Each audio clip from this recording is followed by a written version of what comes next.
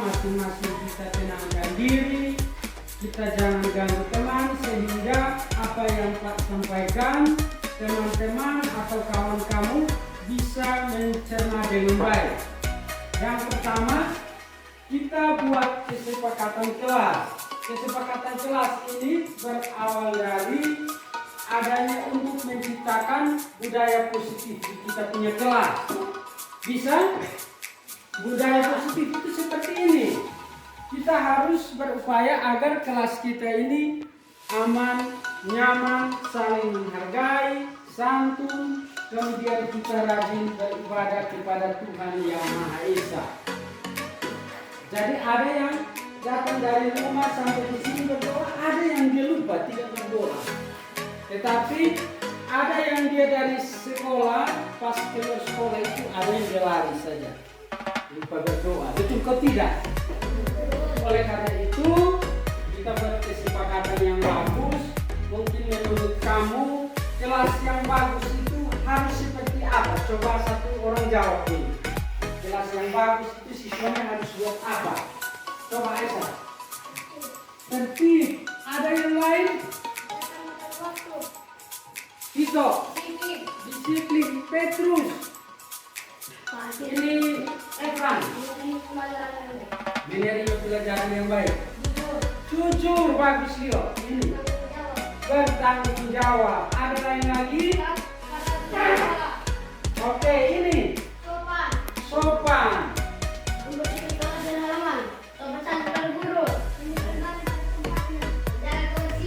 Jadi baik. Jangan. Baik, kita tepuk salut untuk kita semua. Tepuk salut.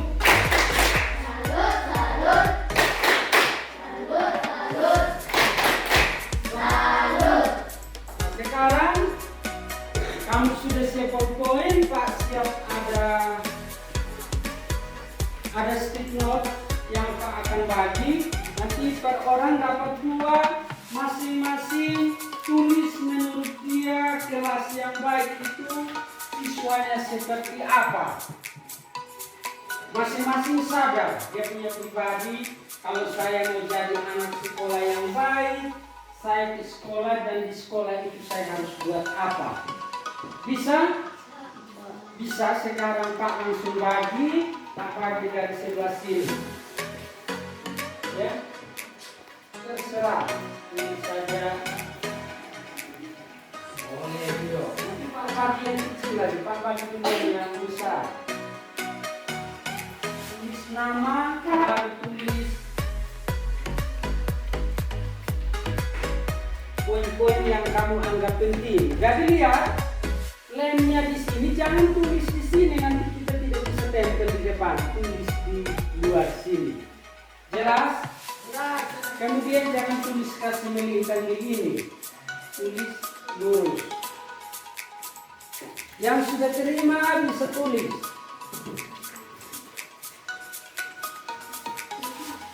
Tulis nama, tulis poin-poin yang kamu anggap cocok. Atau di kelas itu kamu harus buat apa. Bisa toh? Jangan takut. Kalau kelas 6 tulis nama lengkap.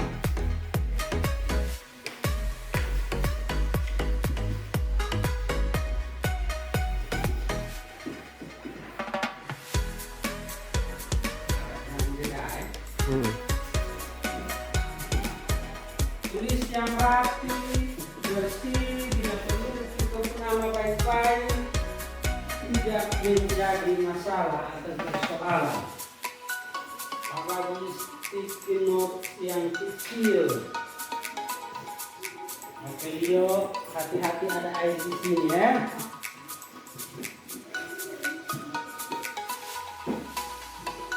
Petrus, Petrus dia tulis rapi.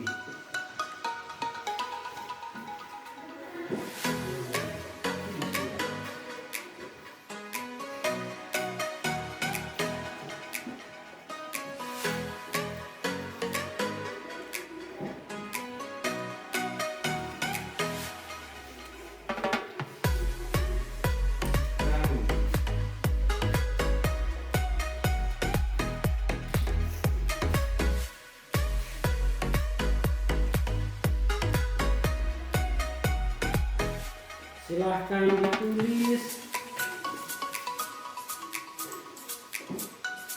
menurut kamu hal apa yang penting atau peraturan apa yang tepat, kesepakatan apa yang cocok untuk kita punya kelas. Tadi ada yang sudah sebut toh, tetapi coba kamu pikirkan sendiri menurut kamu.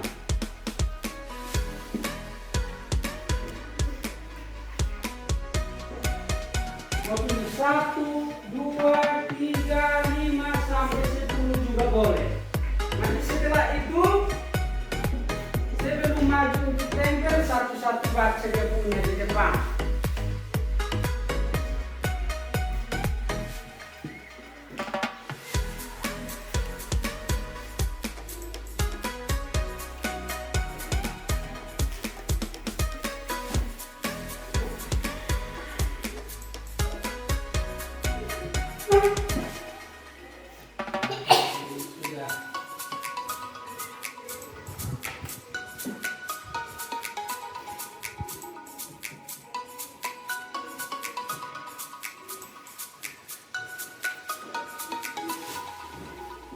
Ikram tulis sudah. Nanti kita tempel dua bagian, yang kertas kecil di kiri, kertas besar di kanan. Itu besar di kanan, yang kecil di kiri.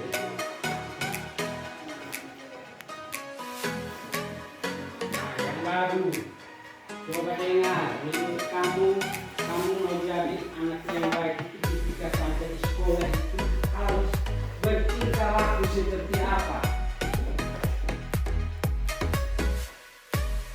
Jelas? Oke, lagi tulis yang baru juga boleh.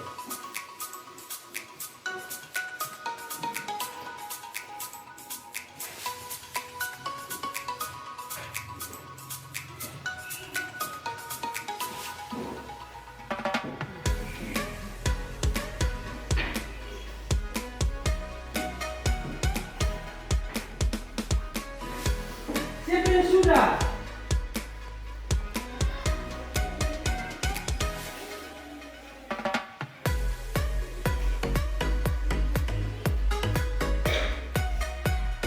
Ada yang sudah kon?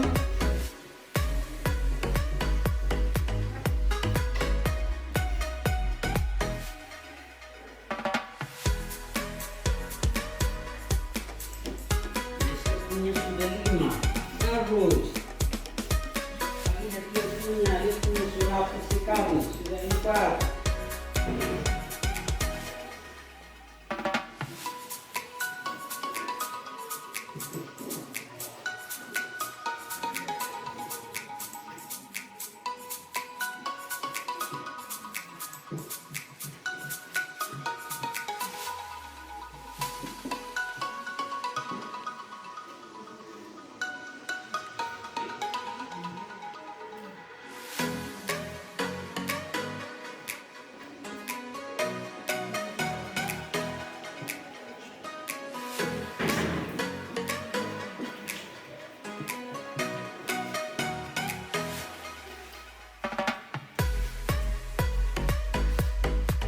Oke, 1 juga boleh. Ganti lagi di yang 1. Sudah. Ini. Kenapa?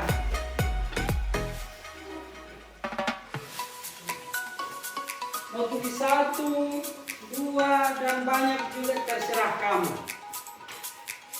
Bisa toh?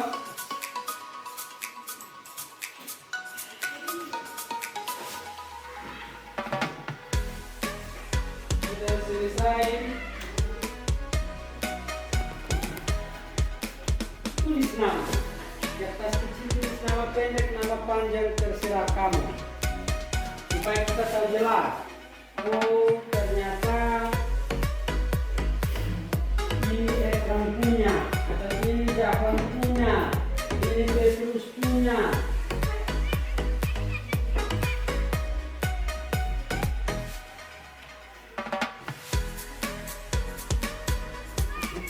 Rapi sekali.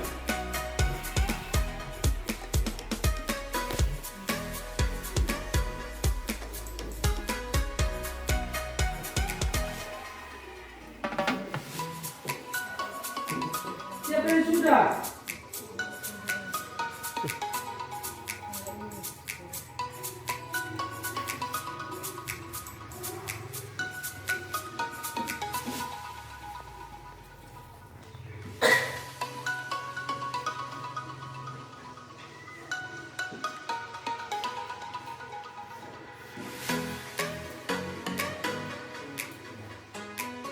Dia punya 10.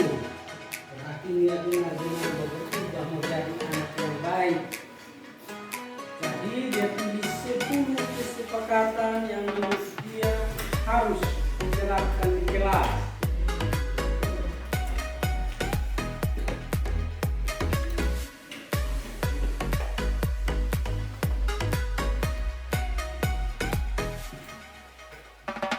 Ya kan sudah? Oke, ini 1 sudah. Tulis di yang kertas kecil, sticky note kecil. Ini SOP-nya sudah banyak.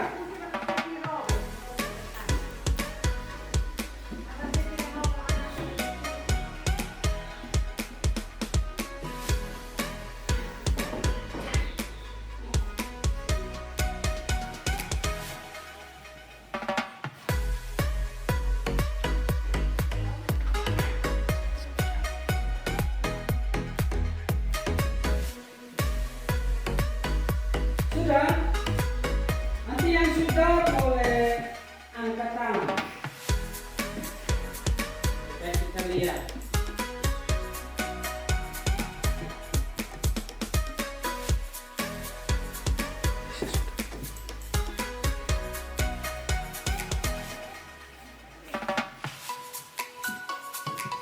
Jadi sudah. Mungkin ada yang bilang saya harus rajin mencukur rambut, gunting rambut. Kalau ada yang gunting rambut dia taruh ekor sedikit juga, ekor kucing.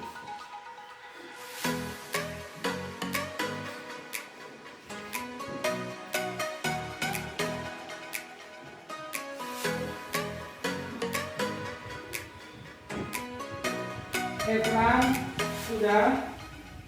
Tulis sudah apa saja yang menurut kamu tepat.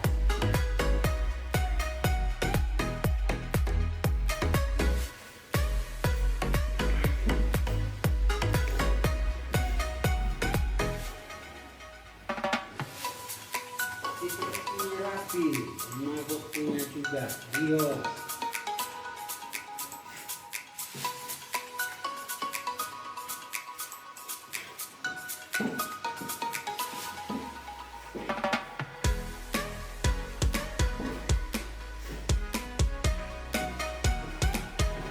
Ini sudah.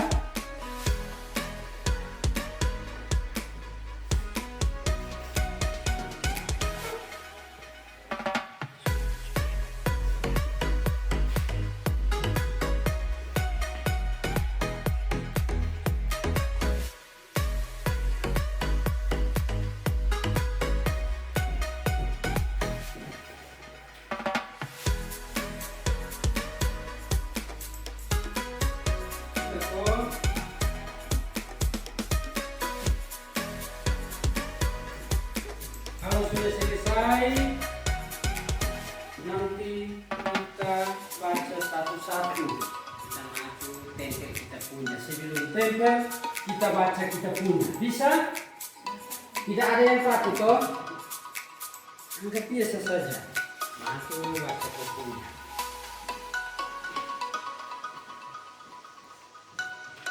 Kita sepakat 5 menit lagi kita selesai. Bisa ke Evan punya sudah.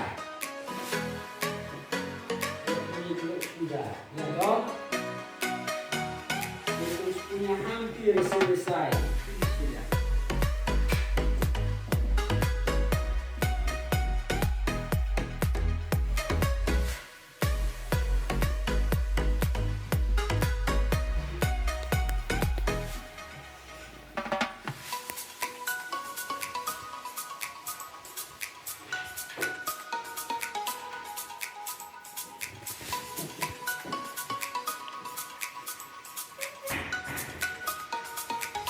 Deret 1 sudah.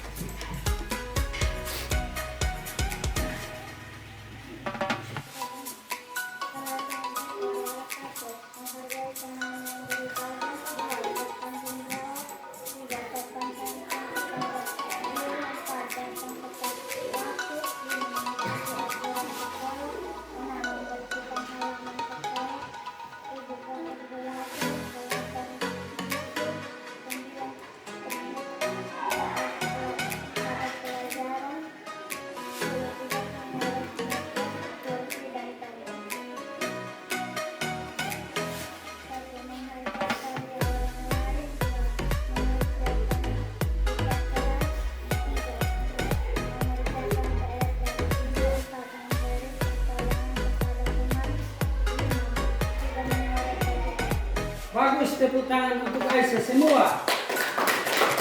Berikut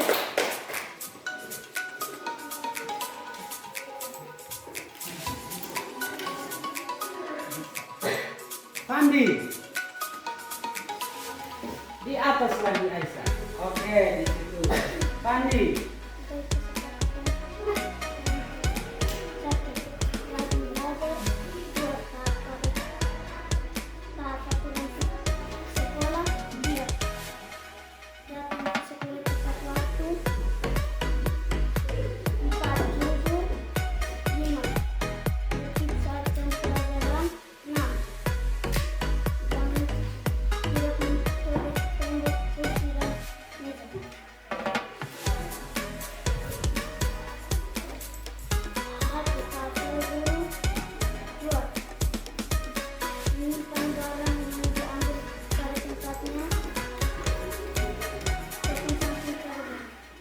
Oke, kita kasih tepuk tangan untuk Pandi semua. Sekarang Adri.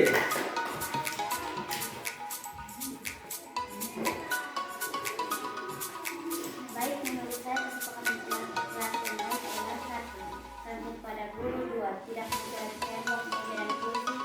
3. Menjaga kebersihan sekolah. 4. Membersihkan kelas dan halaman sekolah. 1. Jujur. 2. Rajin beribadah. 3. Selalu pulang sekolah. Baik, kita kasih tepuk tangan semua. Berikut Selena.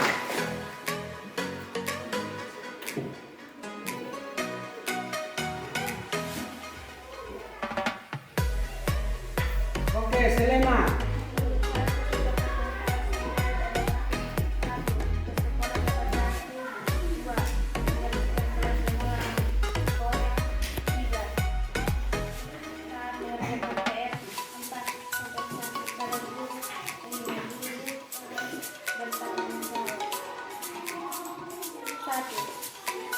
Saat pelajaran jangan makan. 2. Rajin beribadah. 3. Saat pelajaran jangan beribadah. 4. Jangan mencoret tembok, kursi dan meja. Baik, kita kasih tepuk tangan untuk Selena. Sekarang Efran. Menurut Efran, kelas yang baik itu seperti apa? Kita harus buat kesepakatan hari ini. Menurut saya kelas yang baik adalah 1. Menyiram bunga. 2. Jujur. 3. Tidak mencoret meja dan tembok. 4. Sopan santun. 5. Rajin beribadah. 6. Sopan santun. 2. Taat kepada guru. Baik, kita kasih tepuk tangan untuk Efran. Berikut Remo.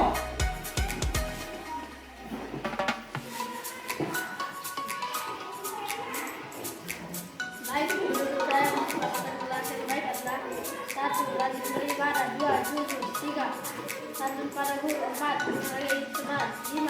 Tidak mencoret tembok, meja, kursi, dan lain-lain. 1. Taat aturan sekolah. 2. Datang ke sekolah tepat waktu. 3. Menjaga kebersihan. 4. Menyimpan barang yang diambil pada tempatnya. Baik, kita kasih tepuk tangan untuk Reno. Reno melakukan kesalahan yang satu itu. Nah, jadi baik. Oke. Jadi tenang semua, baik dengan sini. Yang pertama tadi semua sudah menuliskan pendapatnya bahwa menurut dia kesepakatan yang bagus itu seperti poin-poin yang sudah ditempel di depan. Betul kok? Maka sekarang tugas kita adalah kita merangkum kembali poin-poin yang ada untuk kita jadikan kesepakatan umum. Tadi itu menurut pendapat per orang toh. Sekarang kesepakatan umum kelas kita itu seperti apa? Yang berikut kita akan merubah kalimat negatif menjadi positif. Maksudnya kalimat yang menggunakan kata tidak, contohnya tidak terlambat, kita rubah ke kalimat positif, berarti datang tepat waktu. Bisa mengerti? Yang kata tidaknya kita hilangkan. Setuju? Supaya menjadi kesepakatan. Oke, Pak tulis di sini yang pertama. Kesepakatan.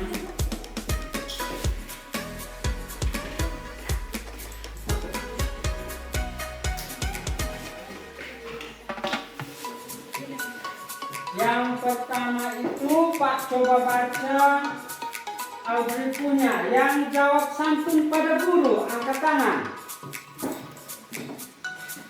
Santun pada teman. Berarti poinnya adalah kita menghargai guru dan teman. Iya toh? Menghargai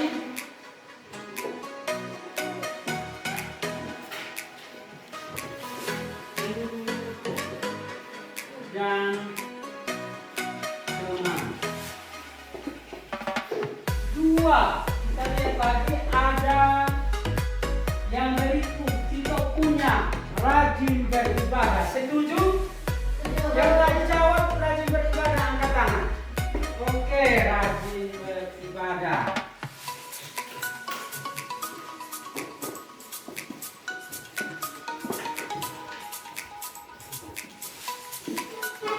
Tiga, Pak cek lagi yang lain punya. Di sini ada Leo. Dia punya rajin belajar. Siapa yang tadi jawab rajin belajar? Sepakat ini masuk dalam kesepakatan jelas? Oke, rajin belajar.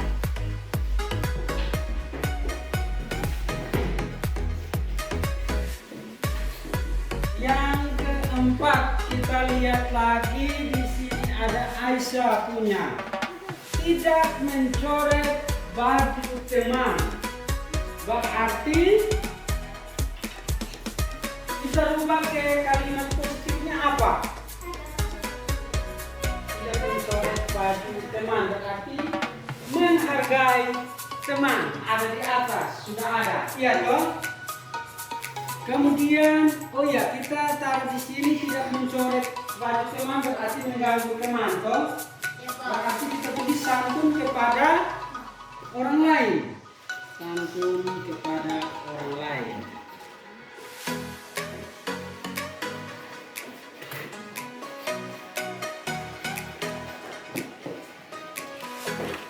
Berikut poin kelima, Pak lihat. Menjaga kelas ini dari Angel yang baik. Menjaga kelas agar tidak kotor. Berarti kita rubah ke kalimat positif itu menjaga kebersihan. Menjaga kebersihan kelas.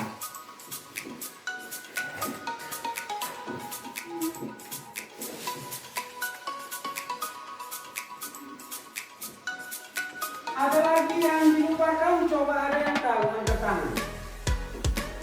Apa apa yang perlu kita selisih? Menjaga lingkungan sekolah. Sudah termasuk siapa lagi? Tito. Taat pada aturan. Taat pada aturan. Aturan itu apa? Kesepakatan yang telah kita buat. Jangan sampai kita yang buat kesepakatan, kita yang langgar kembali. Ada yang begitu atau tidak? Dia bilang saya harus rajin berdoa.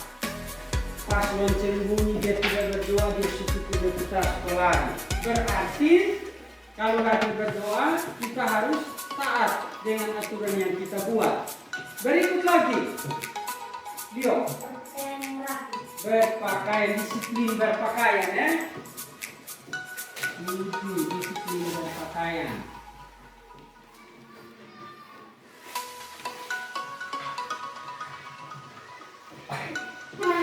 Petrus. Yang taat pada aturan. Sudah. Aisyah.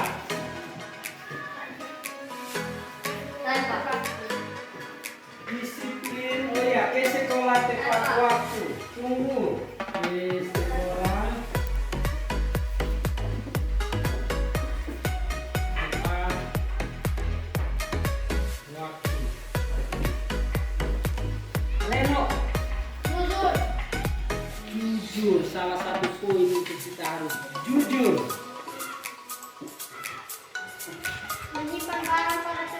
Menyimpan barang pada tempatnya.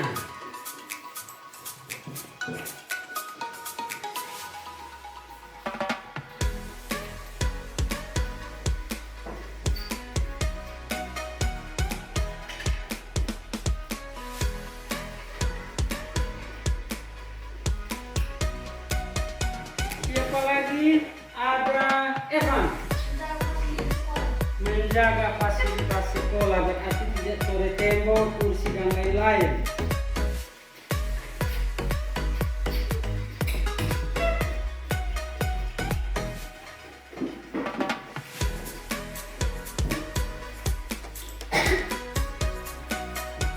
Berikut, Dio. Disiplin atau tepat waktu.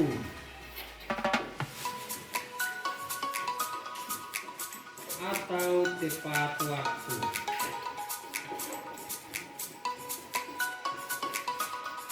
Berikut,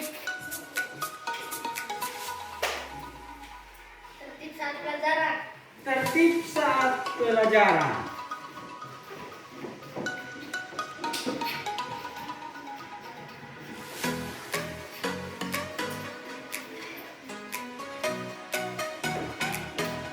Ikram. Bertanggung jawab. Yang ribut semua selesai ya.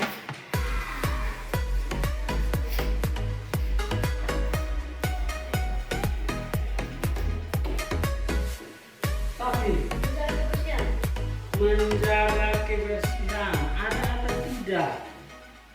Ada. Evan. Menyiram bunga. Kita hampir lupa.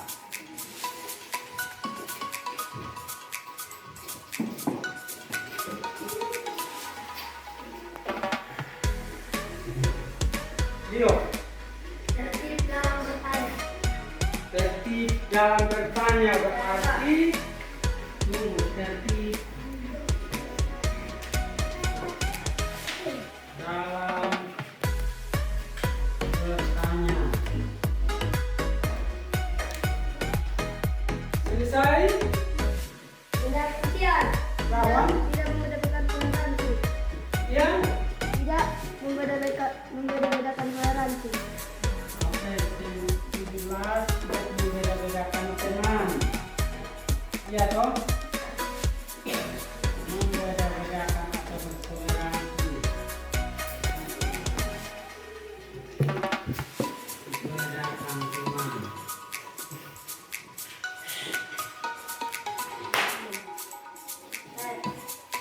Atau toleransi. selesai sudah.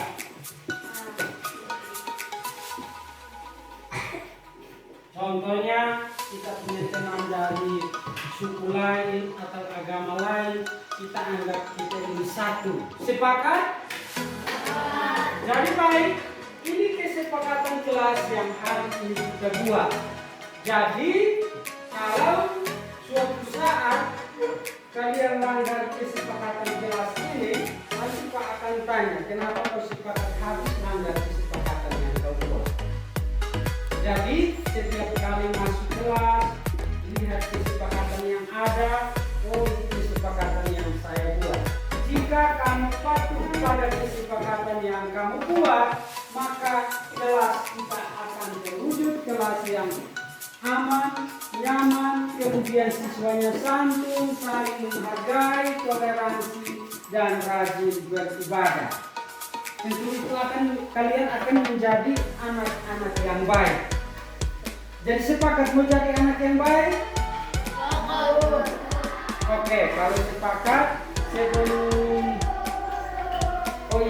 keluar, Pak ini bagi memang nggak terhadir, masing-masing tulis nama tanda tangan. Dari sini ya, orang ke belakang. Di nomor 1, kopi nama panjang. Iya, ini dari sini. Ini stop nama. Ini stop duluan.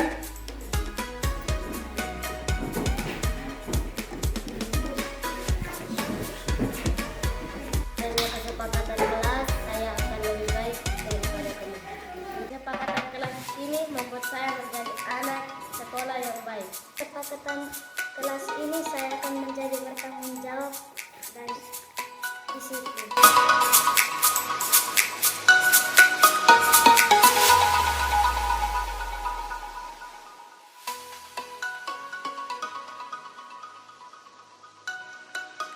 Kita semua selamat pagi. Yang pertama saya terima kasih atas kesediaan Mama Kepala dengan teman-teman guru dan para siswa yang hadir. Dan saya juga minta maaf karena menyita waktu sedikit untuk aktivitas kita hari ini. Hari ini saya akan melakukan atau menyampaikan aksi nyata penerapan modul 1.4 tentang disiplin positif. Oleh karena itu, sebelum kita mulai dengan kegiatan ini, saya minta Mama Maria untuk pimpin kita dalam doa.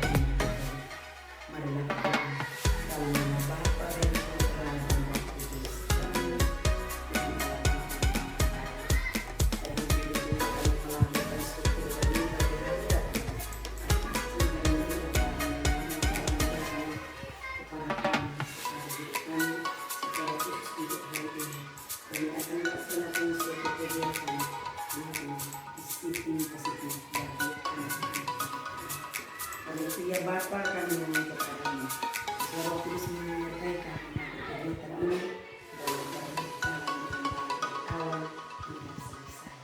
Semoga didengarkan ini Tuhan, kami sampai di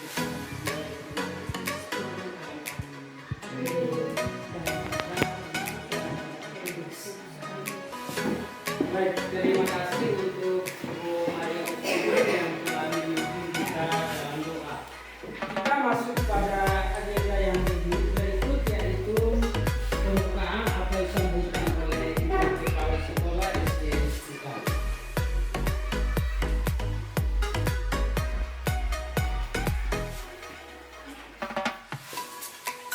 dengan bertanya kepada Bapak Iksan, Pak Guru Iksan sebagai guru penggerak yang telah memberikan kesempatan untuk saya selaku pemimpin sekolah ini untuk menyampaikan segala sesuatu terkait dengan disiplin positif anak-anak pada SD dan sekolah. Pertama-tama mari kita panjatkan syukur kepada Tuhan Yang Maha Esa atas segala penyertaan kepada kita sepanjang pagi-pagi kita dalam rumah masing-masing hingga tiba di sekolah kita di dalam keadaan sehat dan selamat. Yang kedua, saya menyampaikan terima kasih banyak untuk anak-anak didik dan Bapak Ibu guru yang sudah bersedia hadir dalam momen disiplin untuk anak-anak disiplin positif. Jadi baik anak-anak dan Bapak Ibu yang saya hormati, tentu kita mengetahui bahwa disiplin positif yang harus kita buat di sekolah kita itu yang pertama tentu pagi-pagi datang kita harus berjabatan tangan, saling menyapa satu sama yang lain. Yang kedua, kita sebagai anak sekolah tiap pagi itu jam 6.30 kita sudah harus datang untuk menyelesaikan tugas kita, baik yang ada di dalam kelas maupun di halaman kelas, termasuk kita punya jamban atau WC. Kita selalu pagi-pagi harus bersihkan, melihat anak bulan belum bersih, kita harus laksanakan supaya sebelum kita masuk di sekolah itu di kelas semua dalam keadaan bersih. Lalu kita positif yang berikut yang kita harus buat, yaitu pagi-pagi kita harus mandi. Kita mandi, sikat gigi, pakai pakaian yang bersih. Sebelum datang itu kita harus bersalaman dengan orang tua. Yang berikut, setiap tugas yang diberikan oleh Bapak Ibu guru kita harus kerjakan dengan penuh setia atau penuh tanggung jawab. Lalu dalam kegiatan KBM di dalam kelas kita harus setiap kali kita konsentrasi dengan apa yang disampaikan oleh Bapak Ibu guru, baik itu awal sampai akhir. Yang berikut kita harus setiap hari Minggu, bagi agama yang Katolik berarti harus ke gereja.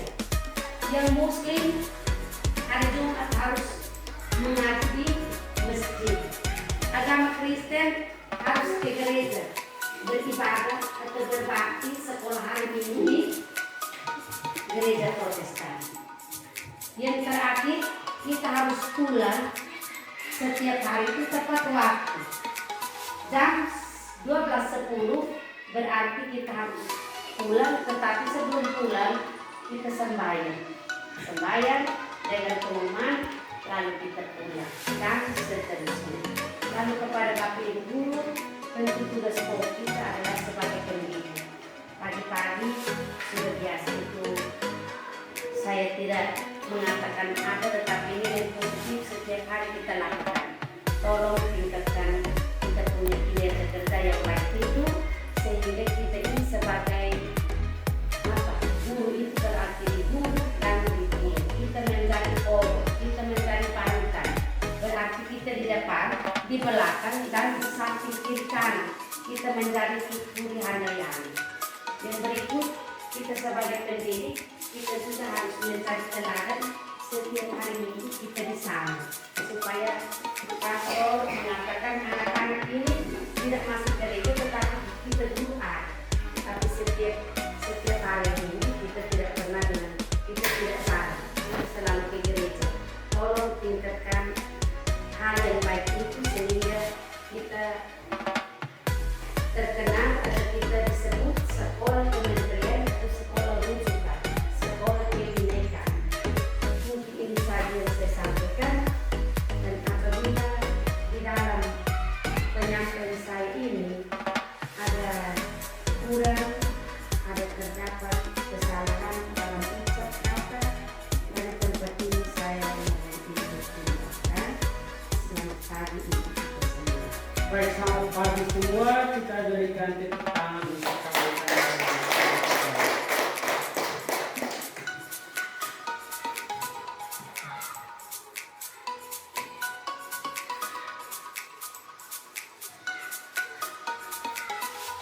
Bapak Ibu Kepala dan teman-teman guru serta para siswa, izinkan saya untuk berbagi tentang bagaimana cara seorang guru menanamkan disiplin positif kepada para peserta didik. Dengan adanya guru dapat menanamkan disiplin positif ini, lingkungan sekolah akan terasa lebih baik dan akan berdampak panjang pada tingkah laku peserta didik. Yang pertama, saya bagikan tentang restitusi. Restitusi itu sebuah cara untuk menanamkan disiplin positif pada anak. Nah, hari ini saya akan memaparkan tentang bagaimana cara menerapkan restitusi kepada anak. Nah, kita tahu di sini sudah dipaparkan bahwa restitusi adalah proses menciptakan kondisi bagi murid untuk memperbaiki kesalahan mereka sehingga mereka kembali kepada kelompok mereka dengan karakter yang lebih kuat.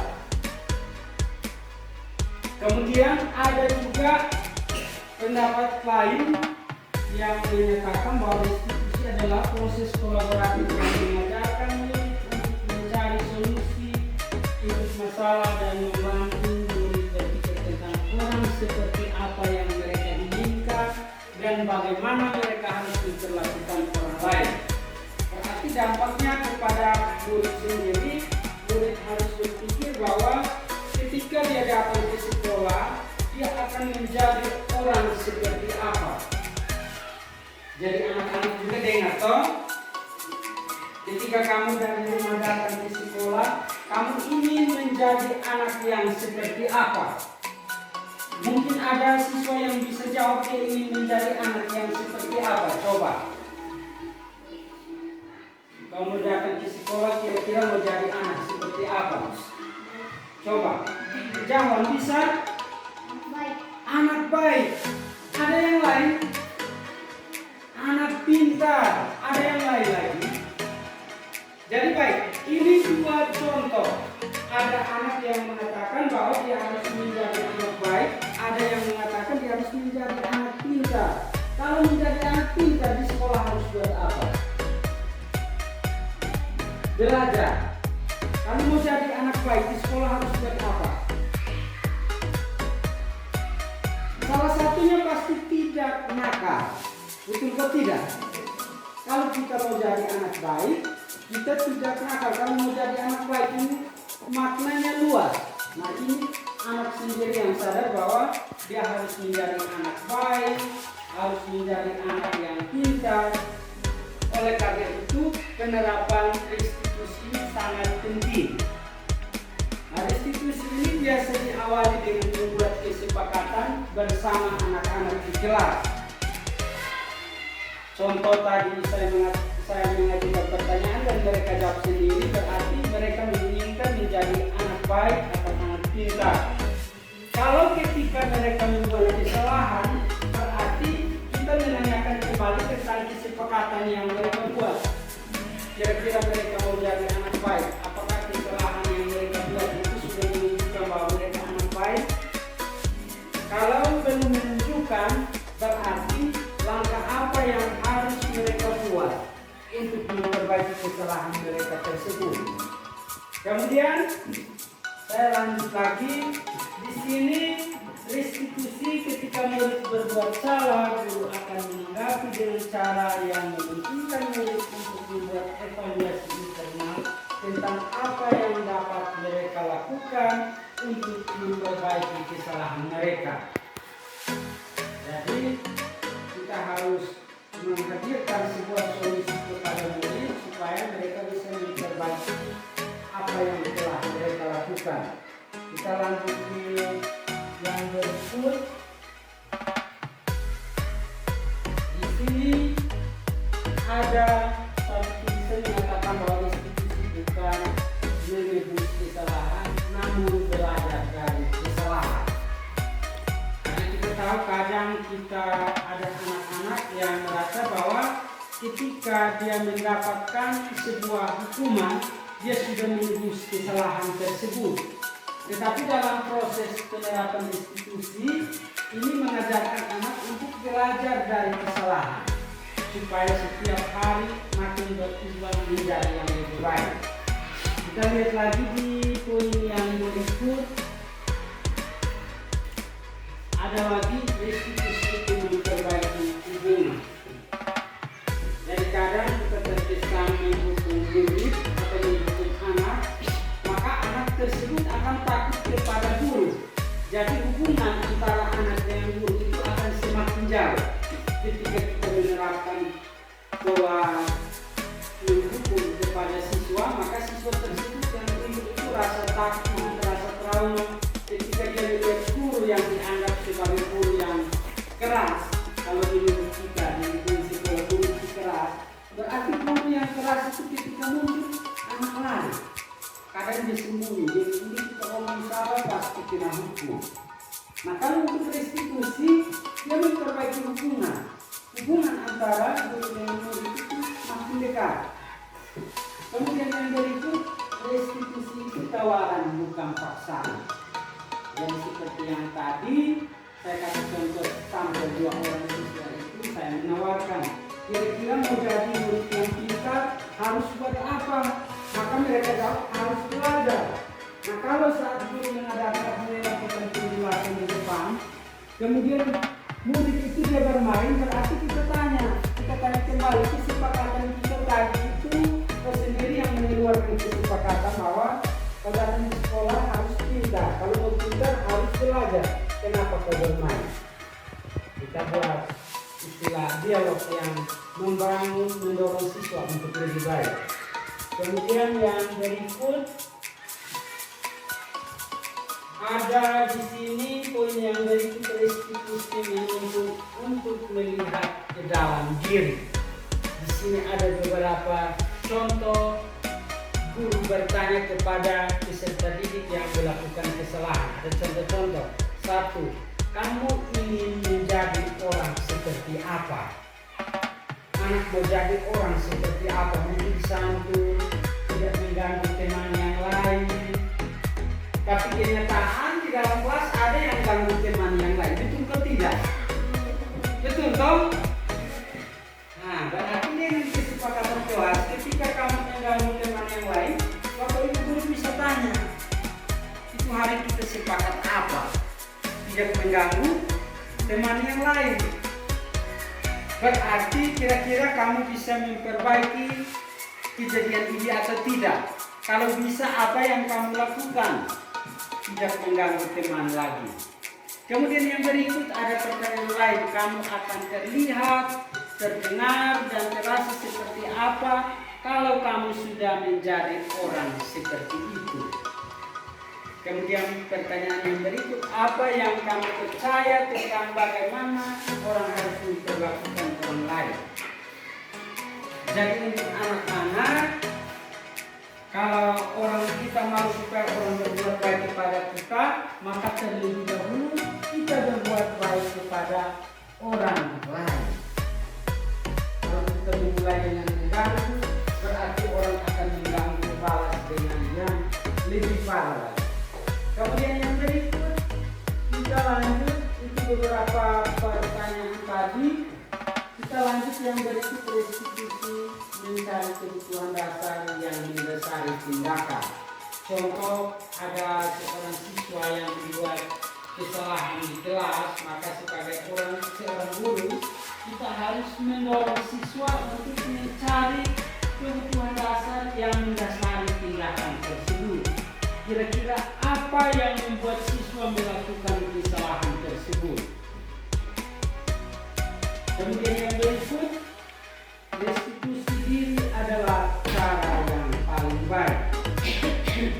Kemudian yang di slide yang berikut ada 3 tahap evaluasi diri. 3 tahap evaluasi diri. Yang pertama, saya tidak suka cara saya berbicara padamu. Tapi evaluasi diri yang pertama ini untuk kita seorang guru dan juga untuk siswa. Apabila kita mengucapkan sebuah kata atau kalimat kepada siswa maka kita harus berpikir bahwa bagaimana kalau orang lain berbicara kepada saya dengan kalimat tersebut, apakah cocok atau tidak? Kalau tidak cocok, berarti kita sudah paham, oh ternyata ketika saya berbicara kepada murid, maka murid akan merasa seperti ini. Begitupun anak-anak, kalau mau ngomong sesuatu kepada teman, harus berpikir bahwa apa yang kita ucapkan itu seandainya orang ucap kembali untuk kita, itu kita punya perasaan seperti apa. Itu tahap evaluasi diri. Yang kedua, kesalahan yang saya lakukan adalah, nah setelah kita memikirkan perkataan kita kembali merefleksi. Yang tadi saya bicara itu kalimatnya seperti ini, kesalahannya seperti apa. Jadi saya sebenarnya punya informasi yang kamu butuhkan. Saya lelah dan saya berbicara terlalu cepat. Ada multifaktor lelah, kita karena lelah dengan tugas dan anak sudah buat macam-macam, kita spontan berbicara apa adanya. Kemudian saya tidak jelas menyampaikan apa yang saya inginkan.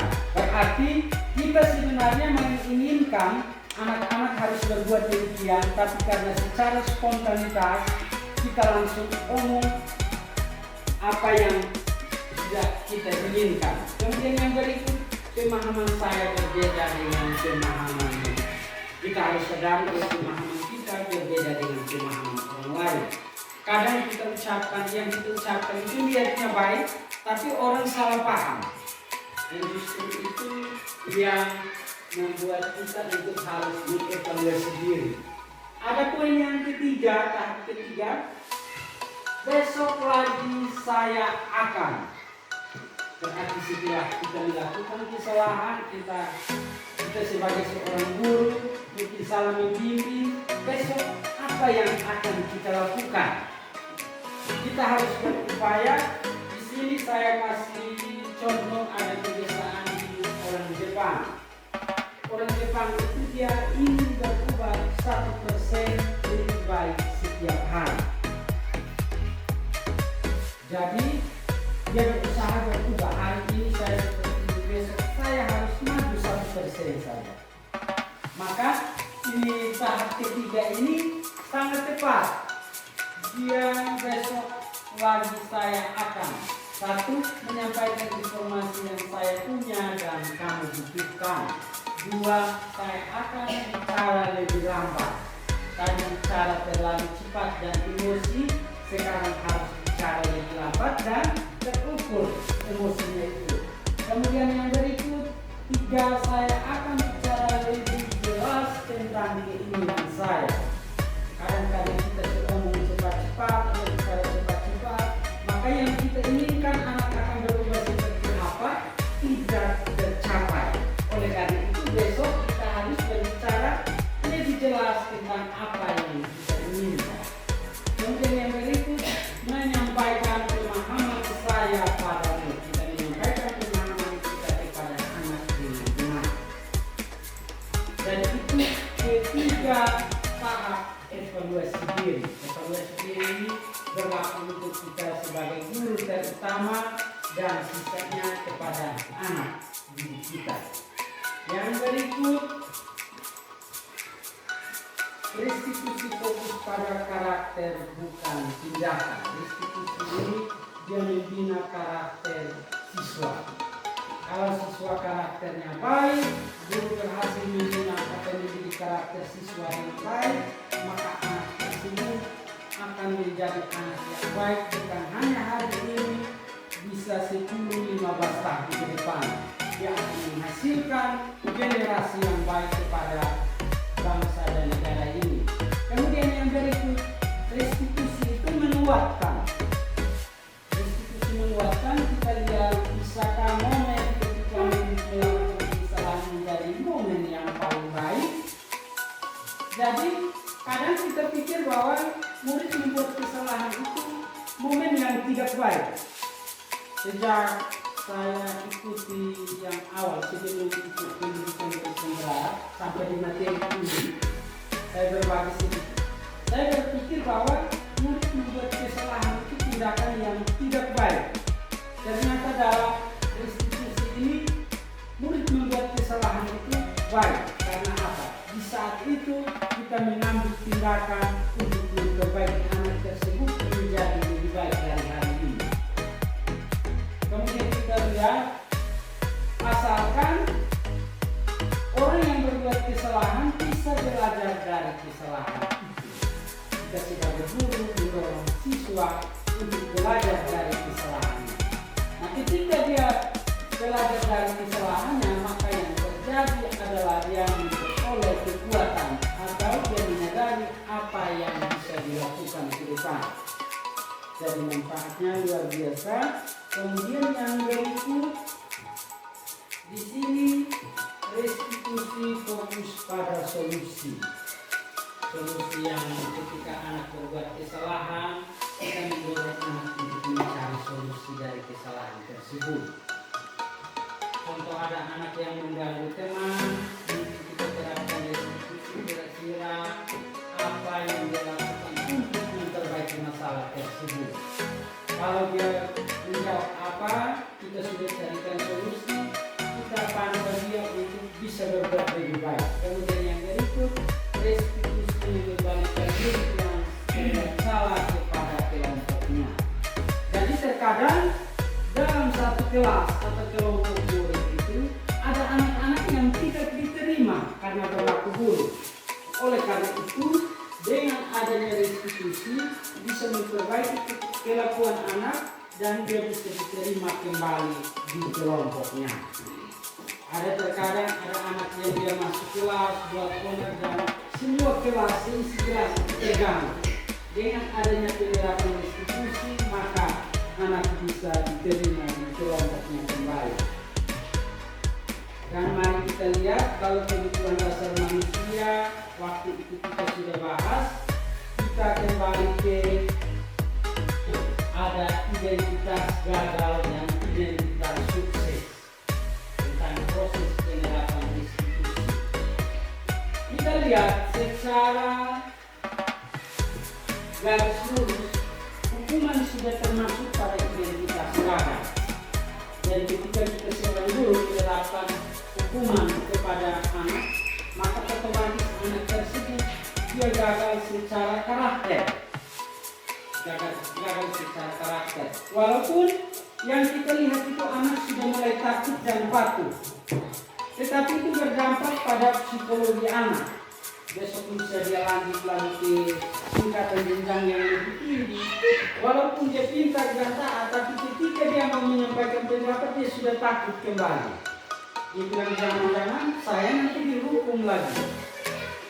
Jadi kita lihat, kemudian identitas sukses itu ada dua, ada konsekuensi dan restitusi. Nah kita lihat contoh hukuman, sesuatu yang menyakitkan harus terjadi. Kemudian konsekuensinya, sesuatu harus terjadi. Dan restitusi merupakan pilihan. Anak mengambil pilihan sendiri, kita hanya memfasilitasi dan mendukung. Kemudian yang berikut, tidak nyaman untuk murid atau anak dalam jangka waktu yang panjang. Itu hukuman.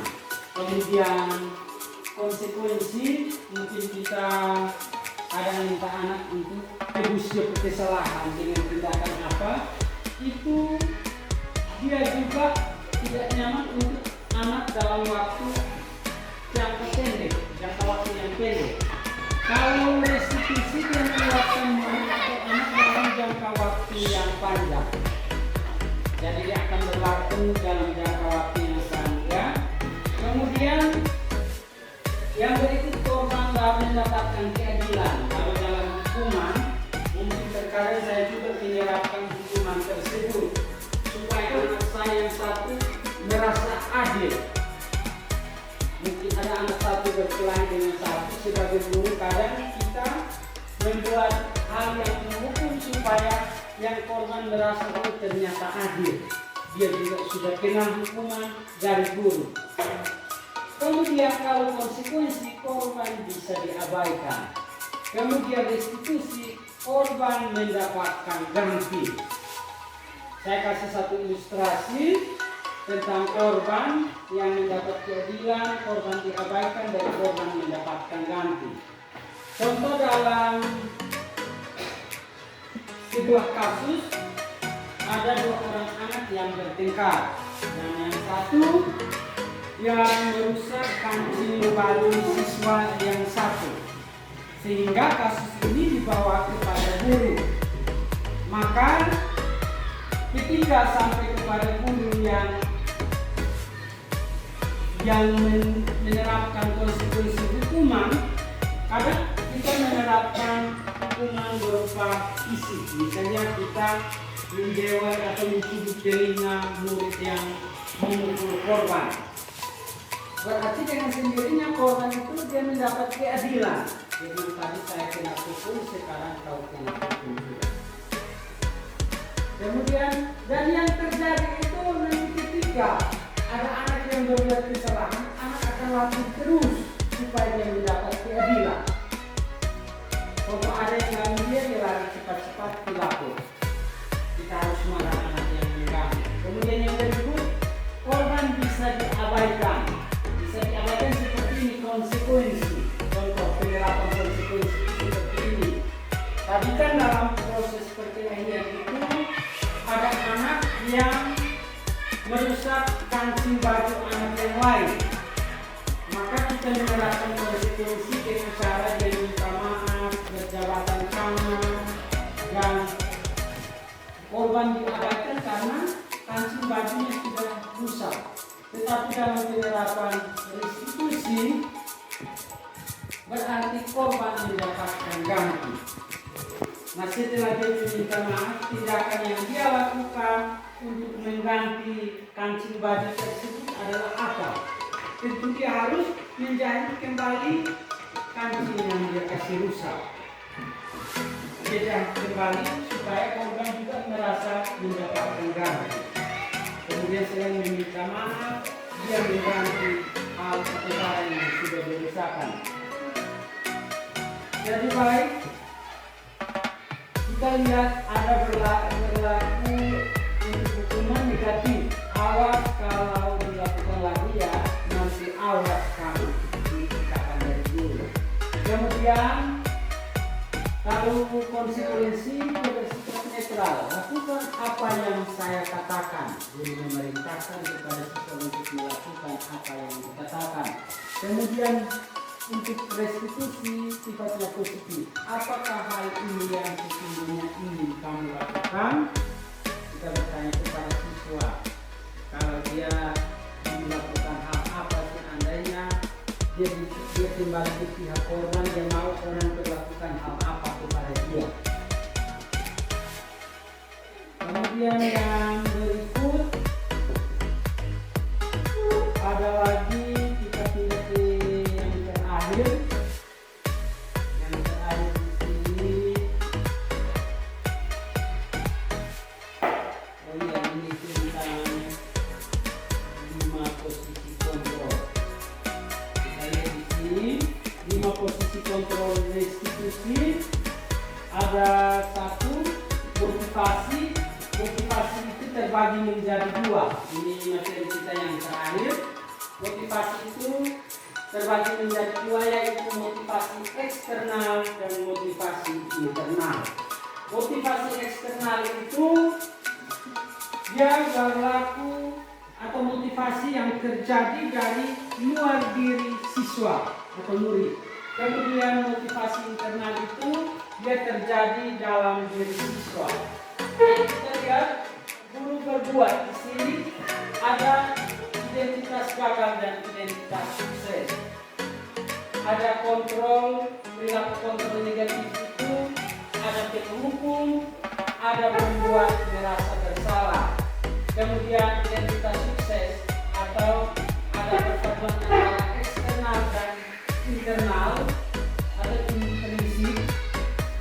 Itu ada teman, pemantau dan manajer. Ada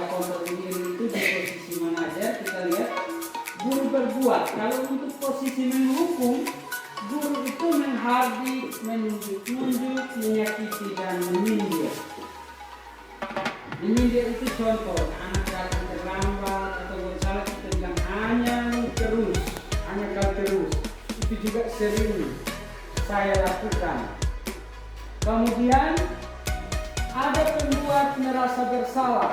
Dia berceramah menunjukkan kekecewaan yang mendalam sehingga siswa tersebut merasa bersalah.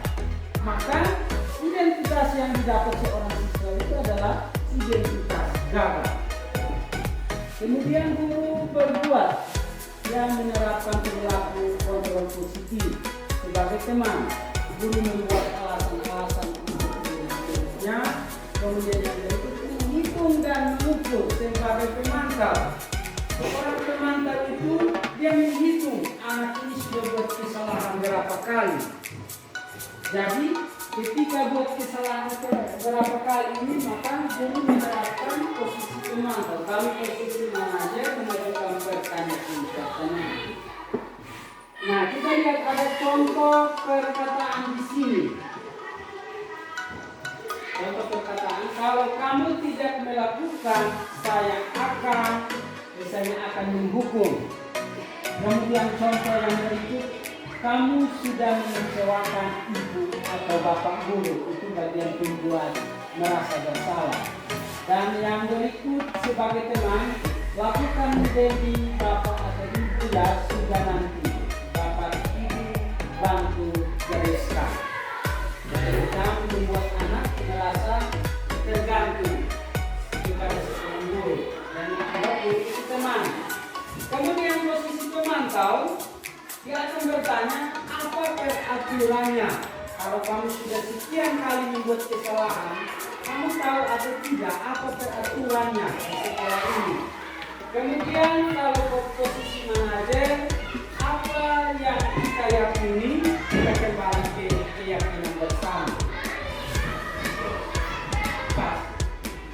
Jadi baik Bapak Ibu, baik Ibu Kepala dan teman-teman guru serta para siswa, saya mengucapkan terima kasih banyak atas waktu dan kesempatan kita hari ini untuk kita bisa memahami tentang apa itu penerapan positif. Demikian pemaparan dari saya.